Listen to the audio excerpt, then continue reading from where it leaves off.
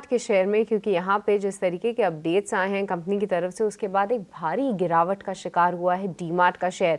क्या कुछ अपडेट्स हैं आने वाले टाइम के लिए, क्या कुछ कंपनी गाइडेंस बता रही है, ये सभी समझते हैं, इसके कारण समझते हैं पीछे के। और जिन्हें हमारे साथ जुड़ चुके हैं ये पूरी डिटेल्स के साथ। जिन्हें जी, तो एवेन्यू सुपरमार्ट्स देखेंगे तो 7% का हमें डाउनफॉल नज़र आ रहा है। पहले हम रिजल्ट्स की तरफ देख लेंगे तो अनुमान से कमज़ोर रिजल्ट्स हमें देखने मिले हैं और रेवेन्यू में करीब 14% की ग्रोथ देखने मिल रही है। वहीं मुनाफे में 8% की ग्रोथ देखने मिल रही है। और अगर हम इबिटा मार्जिन्स की तरफ नज़र डालें तो वहाँ भी हमें दबाव नज़र आया है। 7.9% रिपोर्ट किया है versus 8.1% year on year basis पे। इसी के साथ अगर हम मैनेजमेंट की कमेंट्री की तरफ नज़र डालें Q2 की क्या रही, तो उन्होंने कहा है कि जो लार्ज मेट्रो शहर्स है वहाँ पे ऑनलाइन ग्रोसरी फॉर्मेट्स का क्लियर इम्पैक्ट उन्हें नज़र आते हुए दिखने मिला है। और वहीं डीमार्ट का जो अगर ऑपरेटिंग कॉस्ट है लार्ज मेट्रो सिटीज़ में टर्नओवर पर स्क्वायर फीट का जो रेवेन्यू फिगर है वो काफ़ी हाई है डीमार्ट के लिए। और उन्होंने ये भी रिपोर्ट किया कि डीमार्ट रेडी बिजनेस का ग्रोथ अगर देखेंगे फर्स्ट हाफ ऑफ FY25 में तो करीब 22% की ग्रोथ दिखाई है।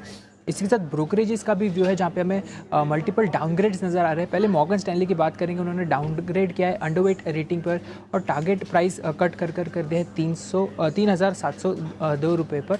उनका मानना है कि ऑफलाइन और ऑनलाइन दोनों को एग्जिस्ट कर सकते हैं, बट ऑफलाइन जो डिफेंड है उनको डिफेंसिव प्ले नहीं करना चाहिए। उसी के साथ उनका मानना है कि जो कंपटीशन की तरफ से कमेंट्री आ रही है वो डीमार्ट की 20% टॉप लाइन ग्रोथ पर एक क्वेश्चन मार्क नज़र आता है। इसी के साथ JP मॉर्गन ने भी डाउनग्रेड किया है न्यूट्रल रेटिंग पे और टारगेट प्राइस कट कर दिया है 4,700 रुपये।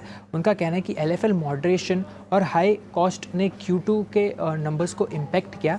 वहीं क्विक कॉमर्स का इम्पैक्ट क्लियरली नज़र आया है और जो उनका अनुमान था जो इम्पैक्ट होगा उससे भी ज़्यादा नज़र आया है ये इम्पैक्ट।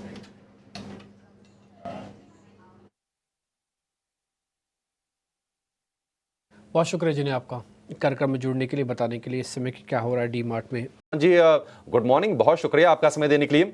आपके शेयर हम थोड़ी देर में लेंगे, लेकिन डीमार्ट से शुरुआत कर लेते हैं। 5,500 वाला शेयर 4,500 के आसपास है। लगातार हमने गिरावट देखी है।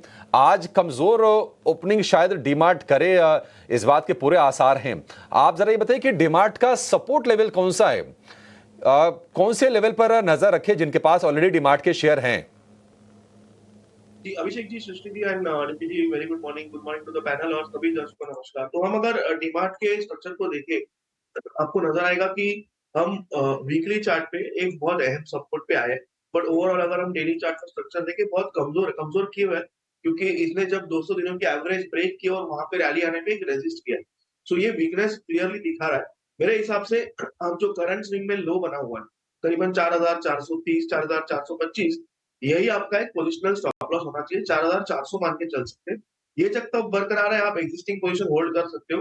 फ्रेश बाइंग या फ्रेश सेलिंग ये मेरी कोई सलाह नहीं होगी। सिर्फ एक्जिस्टिंग लॉन्ग्स के लिए स्टॉप लॉस क्या रखना है, तो 4,400 से लेके 4,025 के जोन के बीच आप रख सकते हैं। 4,400 यानी कि यहां से करीब 150 पौने 200 रुपये नीचे का आप स्टॉप लॉस लगा के चलिए और फिलहाल के लिए आप देखिए किस तरह का रिएक्शन आता है। आज से काफी कुछ साफ हो जाएगा, क्योंकि अगर हम पिछले महीने भर की बात करें 10-12% का एक तरफा फॉल आया है डीमार्ट के शेयर में।